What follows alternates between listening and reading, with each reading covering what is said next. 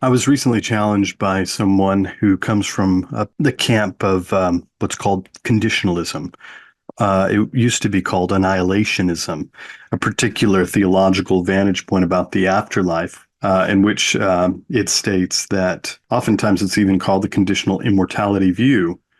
Uh, and it states something to the effect of this, that immortality itself is conditional, hence the name conditional immortality. But what it means is that at least for those who are redeemed in the afterlife, they will exist forever, and they will obtain eternal life, which they take to mean, in most of the passage in the New Testament, to mean something like immortality, that they will obtain it by way of the conditional gift that is given to them by God in redemption.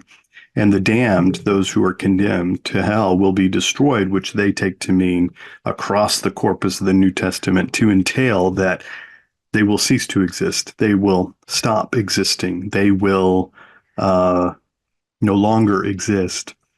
At some point in time, they will actually be destroyed in the sense of they will be snuffed out of existence, or they will uh, maybe maybe not quite so actively or harshly. They will just stop existing at some point in time. Now, this particular person listened to one of the episodes and said that I may be conflating immortality of the soul with a more simplistic view of persistence of the soul into the afterlife, of which he certainly agrees, and other conditionalists agree with some sort of persistence view of the soul into the afterlife, but they don't necessarily affirm the immortality of the soul.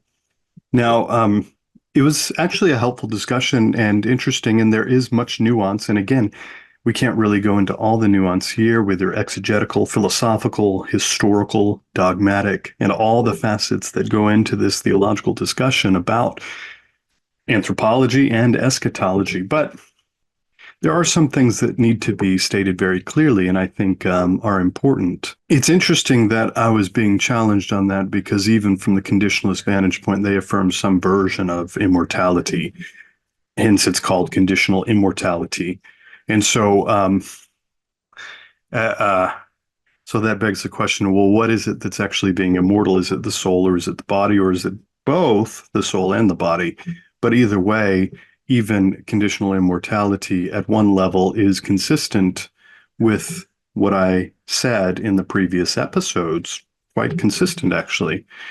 Now, I think he was making a finer point because obviously I was pressing at a more refined view that I find within the wider Christian tradition as being the sort of common, even arguably the definitive teaching of the Christian tradition, if there is such a thing as a Christian tradition, which is a good question, of course.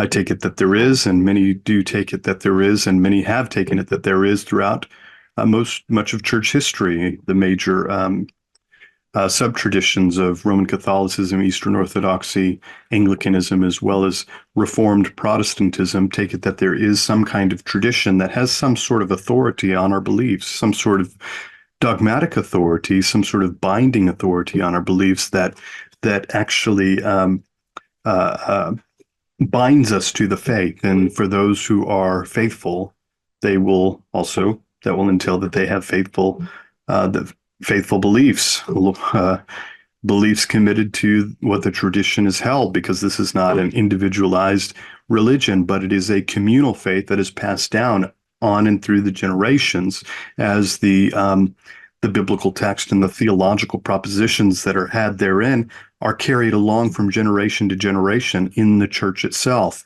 So there's a precedence actually given to the historical community, and the universal community of faith as being the interpretive authority within the church itself. And I think that's an important point to be made here. That's an important and vital point to be made here. So the kind of more nuanced and idiosyncratic point that was being made about my conflating of the immortality of the soul with the persistence of the soul into the afterlife seems uh, it seems odd at one level. It's a bit too idiosyncratic at one level.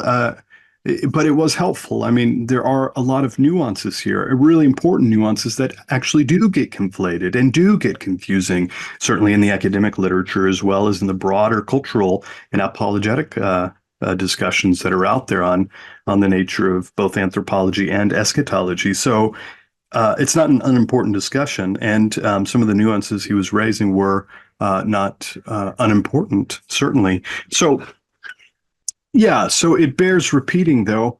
I want to state that, ironically, even if you are a conditionalist, in many ways that's consistent with one affirming the immortality of the soul, which is what I've been affirming here.